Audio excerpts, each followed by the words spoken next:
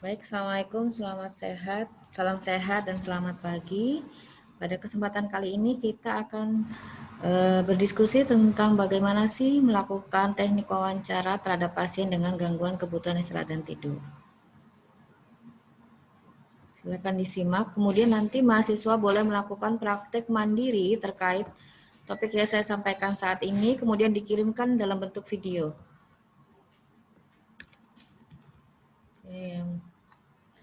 Ini akan saya sampaikan mengenai panduan wawancara pada pasien dengan gangguan kebutuhan istirahat dan tidur ya. Jadi yang bisa kita tanyakan pertama kali setelah kita mengetahui tentang berbagai data demografi pasien, bisa kita lihat dari rekam medis pasien, kemudian setelah itu kita membutuhkan beberapa data yang berkaitan dengan kebutuhan istirahat dan tidur. Teknik yang kedua, kita dapat melakukan wawancara. Teknik yang ketiga, kita akan melakukan pemeriksaan fisik terhadap pasien dengan gangguan kebutuhan istirahat dan tidur. Untuk pemeriksaan fisik, nanti akan dibahas pada video selanjutnya.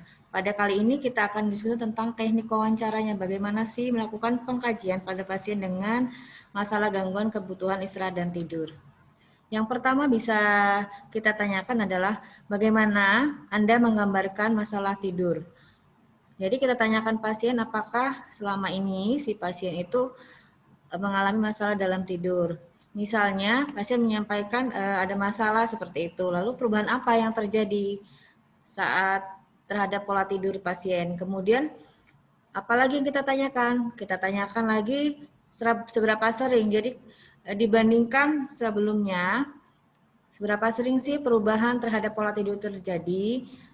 Kemudian kita juga menanyakan apakah pasien mengalami kesulitan untuk tidur.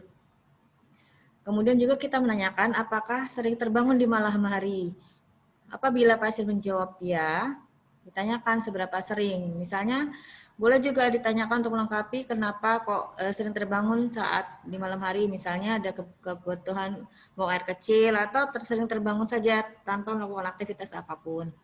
Kemudian, apakah Anda terbangun lebih awal daripada yang Anda inginkan di pagi hari? Dan apakah Anda mengalami kesulitan untuk kembali tidur? Jadi ada pasien yang memang ketika dia sudah terbangun, kemudian belum pagi hari dan dia sulit lagi untuk tidur. Nah, itu perlu juga ditanyakan. Kemudian juga ditanyakan bagaimana perasaan si pasien saat terbangun di pagi hari. Biasanya kalau dia menyampaikan bangun merasa tidak sehat, tidak segar, berarti kan kebutuhan istirahat dan tidurnya pasien itu tidak cukup. Itu juga untuk melakukan indikator ya. Kemudian yang selanjutnya bisa kita tanyakan apakah tidur pasien lebih banyak dari biasanya. Jadi misalnya jam tidurnya selama ini kita harus tahu dulu kondisi normalnya, misalnya 8 sampai 10 jam. Tetapi saat ini pasien menyampaikan misalnya lebih banyak tidur yang disampaikan itu berapa jam gitu ya. Jadi seberapa sering juga Anda tertidur, misalnya ada perubahan terhadap pola tidur. Yang kedua adalah apakah Anda mengalami periode pelatihan yang berlebihan.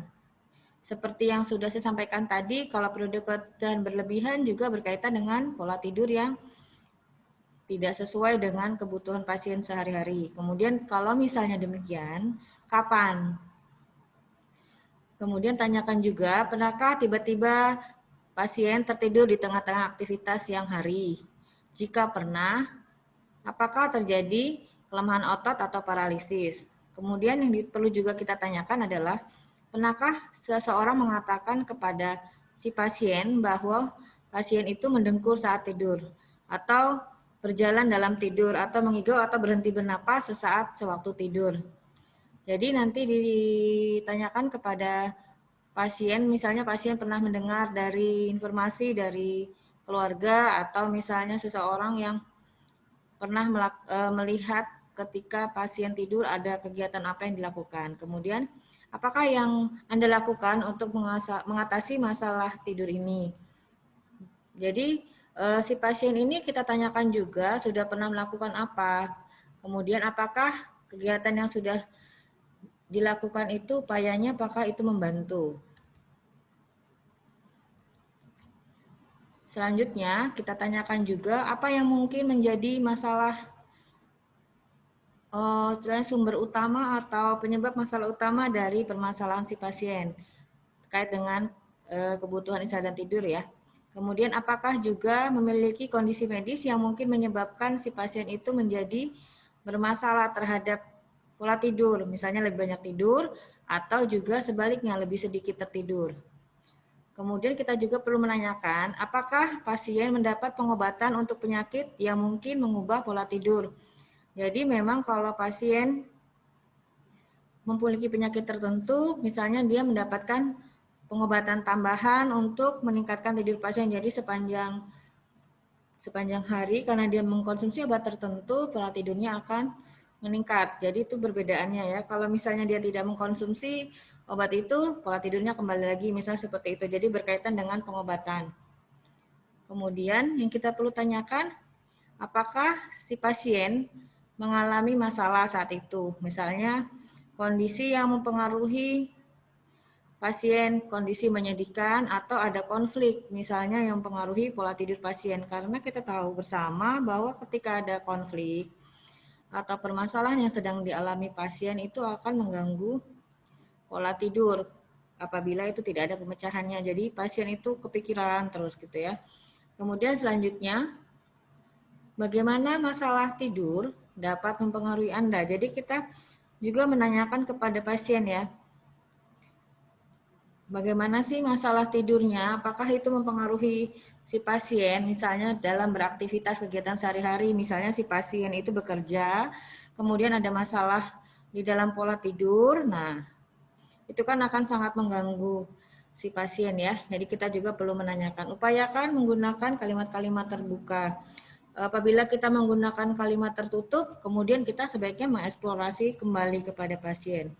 Nah, demikianlah panduan wawancara yang dapat mahasiswa gunakan untuk melakukan anamnesa atau wawancara pada pasien dengan masalah gangguan kebutuhan istirahat dan tidur. Silakan dicermati dan dipahami. Apabila ada yang ingin ditanyakan atau didiskusikan, boleh menghubungi saya. Terima kasih atas perhatiannya. Saya tutup. Wabillahi taufiq wal hidayah. Wassalamualaikum warahmatullahi wabarakatuh.